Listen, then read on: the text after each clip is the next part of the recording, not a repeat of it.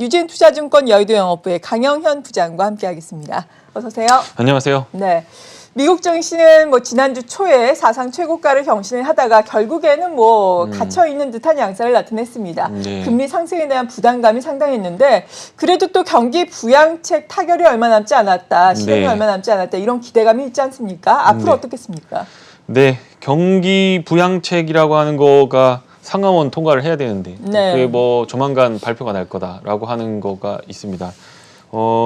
어쨌든 경기 부양책이라고 하는 것과 그동안 연준이 금리를 제로 금리로 내려오면서 겪었던 시장하고는 조금 다를 수 있다라고 하는 거는 계속해서 말씀을 드렸고, 페드가 저금리 정책을 유지할 거기 때문에 계속해서 금리는 낮은 상태로 유지할 거다라는 생각 자체가 그거 잘못됐다라고 하는 거. 정책 금리는 정책 금리고 시장 마켓 금리는 마켓 금리고 그것과 연계돼서 물가는 물가고 그렇기 때문에 그거에 대한 생각 자체를 똑바로 해야 된다라고 하는 겁니다. 어쨌든 연준에서는 물가를 제어하기 위해서 뭔가 정책을 할 수 있죠. 할 수 있는데 지금 정부나 페드에서 사용할 수 있는 수단이 많이 없습니다. 물가를 제어하기 위해서는 금리를 땡겨줘야만 하는 그런 건데요. 물가에 대한 부분을 간략하게 요약을 해본다라고 하면 물가를 유발하는 거, 상승을 유발하는 거가 처음에는 수요가 좋아서 그 물가가 올라가는 부분이 있습니다.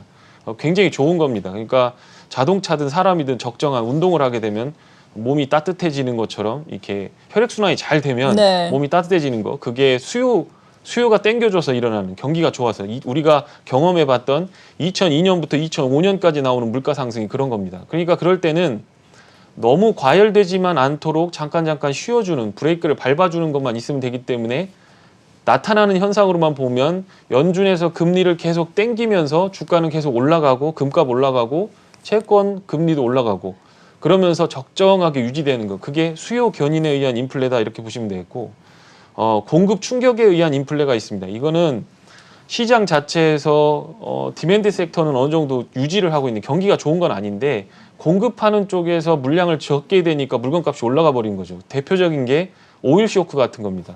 생산 충격에 의해서 나오는 인플레, 이런 부분들은 경제가, 물가가 오른다고 해서 같이 그러니까 경제가 좋다라고 해석할 수가 없죠. 이거는 큰일 난 겁니다. 그런데 이런 쪽으로 가면 안 된다라고 하는 거고, 세 번째는 이거는 정말 주식시장에서 정말 쥐약처럼 조심해야 되는 부분이 있는데, 그거는 임금이라든가 비용 인상에 의해서 나타나는 그런 겁니다. 그러니까 원자재 가격 오르고 물가 원자재 가격, 에너지 가격 다 오르고 제일 중요한 임금, 최저임금 10불이었는데 15불까지 올린다. 그리고 나서 그거에 맞춰 가지고 임금이 올라 가지고 나오는 인플레가 나온다. 그러면 주식시장은 거의 99% 내려앉는다라고 하는 겁니다. 지금 수준에 대해서 물가에 대한 논쟁, 그리고 그게 10년물 국채 가격에 반영이 되면서 지금 절대적인 수준으로 보면 1.3%인데 그게 주식시장을 해칠 정도의 절대적인 수준은 아니다라는 게 전문가들 의견입니다. 그런데 올라가는 속도가 이거 조만간 1.5% 넘어서 1.7%까지 올라가게 생겼는데 딱히 정부에서는 돈을 풀어야 되는 그런 상황이고 경기는 안 좋고, 그러면 이거 잘못하면은 물가, 안 좋은 물가 상승으로 이어질 수 있는 것 아니냐라는 우려가 있는 겁니다. 그런 거에 비해서 시장은 되게 침착하게 정부나 정책을 믿어주고 있는 상황인 것 같다라는 게 제 생각입니다. 이렇게 된다면 핵심은 그겁니다. 실제 미국 시장 종목들이나 섹터들을 봐도 인플레나 리플레이션, 경기가 좋아져서 회복되는 국면에 대한 주식으로 옮겨가는 거. 그러니까 IT라든가 테크라든가 바이오 쪽에서 자금이 빠져서 이쪽으로 옮겨가는 쉬프팅이 일어나고 있지, 주식시장 쓸모없으니까 이거 버리자라고 하면서 돈이 바깥으로 나가는 흐름은 아니다라는 거. 그렇기 때문에 그거에 맞춰서 전략을 좀 짜보시면 될 것 같고, 이번 주 다음 주까지 경기부양책이 나오면 돈이 풀리기 때문에 어떤 일정 섹터에 돈을 계속해서 공급을 해주는 거기 때문에, 그러면 그쪽에 있는 물가는 오르게 돼 있습니다. 그러면 도로를 하나 낸다라고 하더라도 민간이 자연스럽게 금리를 끌어다가 채권을 발행에다가 도로를 내는 것하고 정부가 나서서 여기 도로 뚫어야 되니까 다 와라고 하면서 정부가 갖다가 투입을 하는 거하고 물가 자극하는 부분에 있어서는 확실히 차이가 있다라는 겁니다. 민간은 수지 타산이 안 맞으면 거기서 멈추거든요. 근데 정부는 계획 세우고 예산 태웠기 때문에 금리가 튀든 원자재 값이 올라가든 그냥 해버린다라는 겁니다. 그렇기 때문에 물가적인 측면에 있어서는 이제는 조금 관찰자 입장으로 뒤로 빠져서 이거 잘못하다가 장을 부러뜨릴 수 있는 상황이 오는지를 봐야 되는 거고, 일드 커브가 너무 차이가 나고 있습니다. 장기 국채 금리는 쭉 올라가고 있는 상황에서 단기만 눌러놓고 있기 때문에 이게 단기적으로 정책 금리를 흔들 수 있는 수준까지 오게 된다면 연준에서도 고민을 하게 될 겁니다. 그러면 시장에 대한 신뢰성 자체에 훼손이 발생할 수 있기 때문에 그런 쪽에서는 조금 조심하시면서 대응을 해보시면 될 것 같다, 이렇게 정리해드리면 될 것 같습니다. 네. 그리고 국내 증시 같은 경우에는 앞서서 말씀드린 것처럼 주간 단위로 보자면 큰 움직임은 없었어요. 주간 네. 단위로 뭐 0.08% 소폭의 상승으로 거래를 마쳤는데, 하지만 일중의 변동성이 상당하단 말이죠. 네. 지난 금요일장만 놓고 보더라도 코스피가 장중한 때 1.5% 하락을 하다가 결국에는 0.68% 상승으로 거래를 마쳤고, 코스닥도 2.34%나 하락을 하다가 약보합권에서 거래를 마쳤거든요. 이러한 일중 변동성의 원인이 어디에 있었나요? 네, 아마 그 레버리지 투자할 겁니다. 그 뭐 일부 창구, 그러니까 그 일부 금융사, 해외 금융사 중에서 CFD라고, 그러니까 내 돈 1억 있으면 맘먹고 사면 주식 10억까지 살 수 있는 그런 레버리지 계좌들이 있습니다. 그런 것들이 이제 시장이 워낙 탄탄하다 보니까 윗방향으로 보다가 흔들리게 되니까 그게 10시, 11시까지 계속해서 매물을 내놓고 오후 2시 정도에도 한번 떨어지고, 이제 뭐 증거금을 대라고 했는데 그걸 못 내니까 위에서 매물이 나왔던 것 같습니다. 그래서 일부 CFD 청산 물량이었던 것 같고, 국내 고객 예탁금 같은 경우는 지금 66조로 오히려 감소세를 멈췄다라고 하는 거. 그다음에 신용융자도 반대 매매에 의해서 털릴 만큼 그렇게 많은 수준의 반대 매매가 나오지는 않았다라는 거. 뭐 22조 원 정도 되는데 이제 금리가 올라간다거나 혹은 기관 투자가 외국인이 계속 매도하는 상황에서 어떤 컨틴전시한 이벤트가 발생하게 되면 이게 이제 문제가 되는 거거든요. 여기에 불로 옮겨받지 말고 계속 이 상태를 유지하면서 따뜻하게 가야 된다라고 하는 거, 그게 핵심일 것 같습니다. 시장이 지금 보시면 2달 전부터 종목별로는 고점을 찍은 것들이 상당히 많습니다. 어떤 일정한 테마나 일정한 섹터 신기술이다 하면서 돈이 몰려드는 쪽 빼고는 주요 섹터라고 볼 수 있는 뭐 반도체, 자동차, 부품, 전장 부품부터 시작해서 이런 것들 중에 일부 종목을 제외하고는 대체적으로 조정세를 보였고, 중소형주들은 특히 더 그런 부분들이 강하다라고 하는 거고요. 우리가 흔히 투자를 할 때 지수를 보고 지수 대역이 싼 대역이야, 지수 대역이 좋은 구역이야, 뭐 아니면 너무 비싼 구역이야 하면서 그 이후로 주식을 찾는 경향이 있는데, 사실 지수는 주식들의 가격들이 총 합의된 거가 지수거든요. 그러니까 지수가 먼저가 아니고 종목이 먼저입니다. 그렇기 때문에 지금은 지수 대역을 보고 어떤 일정 부분에서 비중 조절하는 부분은 생각할 수 있겠지만, 종목이나 섹터를 잘못 선택하면 지수가 아무리 올라도 내 주식은 안 오를 가능성이 있고, 또 지수가 빠져도 내 종목은 탄탄하게 올라가는 그런 시장이 만들어질 수 있다. 그거 뭐 그렇죠. 다른 말로 하면 실적 장세, 유동성 네. 장세는 전체적으로 다 들어 올리기 때문에 태풍이 불면 칠면조도 막 날아다닌다고 그러잖아요. 그러니까 이게 좋은 주식인지 안 좋은 주식인지 몰라도 유동성 장세가 오게 되면 돈이 몰려다니니까 순식간에 뽑아내는데, 이제부터는 그런 장세라기보다는 주식을 잘못 잡으면 몇 년 동안 고생해도 지수는 탄탄한데 내 주식은 안 올라가는 그런 장세가 나올 가능성이 있기 때문에 이 부분에 대해서는 2월에서 3월까지 실적 발표 시즌 끝날 때까지는 주의 깊게 관찰을 하실 필요가 있다. 이렇게 정리해드리면 될 것 같습니다. 네, 그렇군요. 시장 자체가 유동성으로 급등할 때는 모든 종목이 갈 수 있겠지만, 그것이 아닌 경우에는 종목 선정의 중요성이 더욱더 커진다라고 말씀해 주셨는데, 네. 지난주에 신규로 삼천당 제약 그리고 로보티스 소개를 해주셨어요. 네. 이들 종목들 다시 한번 살펴보도록 할까요? 네, 일단 삼천당 제약 같은 네. 경우에는 바이오 쪽에서 매물이 좀 나오는 것 같아요. 노이즈가 좀 많이 있습니다. 여러 가지 이 종목과 관련된 게 아니고 바이오 전체적인 노이즈가 있기 때문에 주식이 좀 빠진다라고 한다면 장기적인 관점으로 제가 사 보시라고 말씀을 좀 드려보고요. 로보티즈 같은 경우에 로봇 관련된 거에서 요거 말고 다른 것들도 많이 시세를 줬는데 이것도 바닥서부터는 좀 올라오고 있는 상황입니다. 로보티즈, 그다음에 뭐 유진 로봇부터 시작해서 로봇 관련된 주식들, 그게 해외 쪽을 돌아보면 훨씬 더 이쪽 섹터가 맞구나.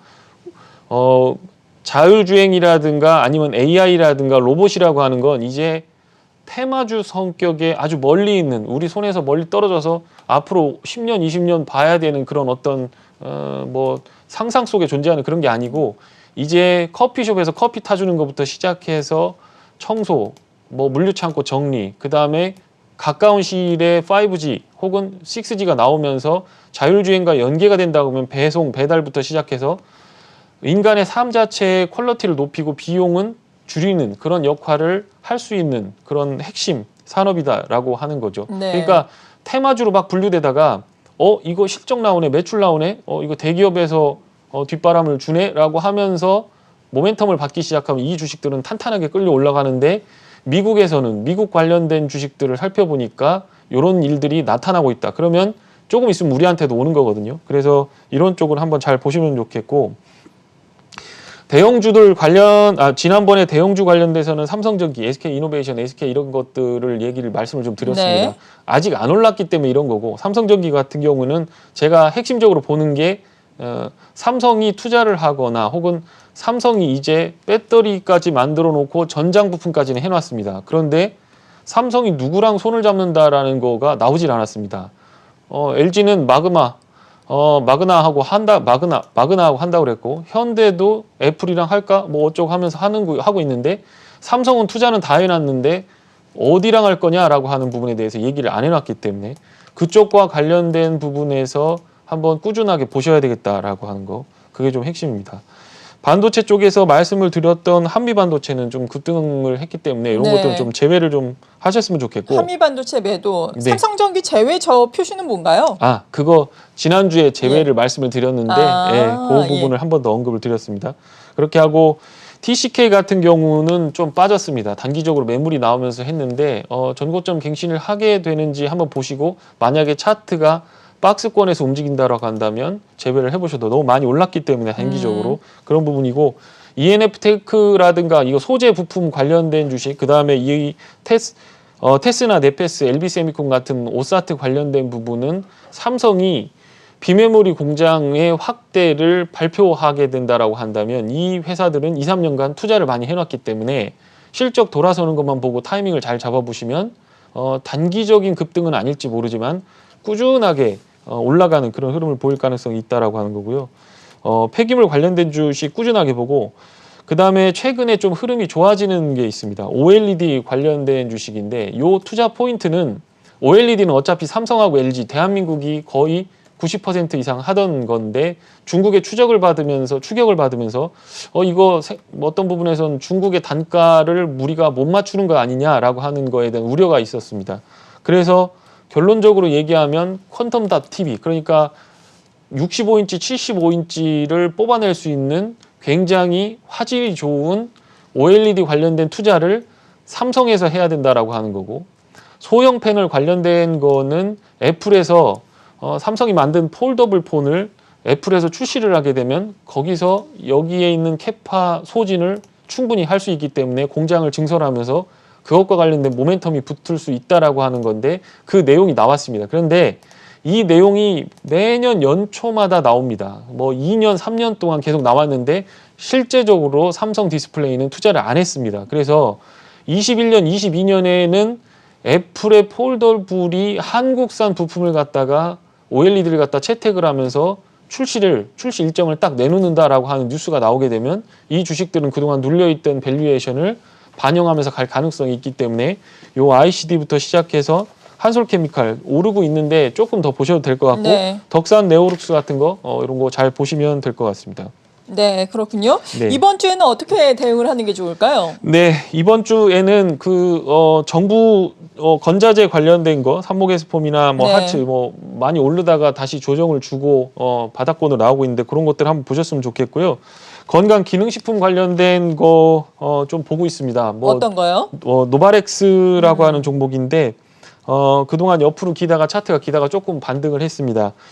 건강 기능식품 관련돼서 요건 OEM을 하는 겁니다. 그 비타민 개별 인정 재료라고 하는, 개별 인정 재료는 뭐냐면 식약처에다 한번 등록해 놓으면 그냥 계속 만들어도 되는 겁니다. 특별히 건건이 다 케이스 바이 케이스로 승인을 안 받아도 되는 거. 예를 들어 우리가 먹는 비타민 같은 거 있죠. 그런 것들, 오메가3 같은 것들, 이런 것들은 여기서 OEM으로 많이 가져다 쓴다는 겁니다.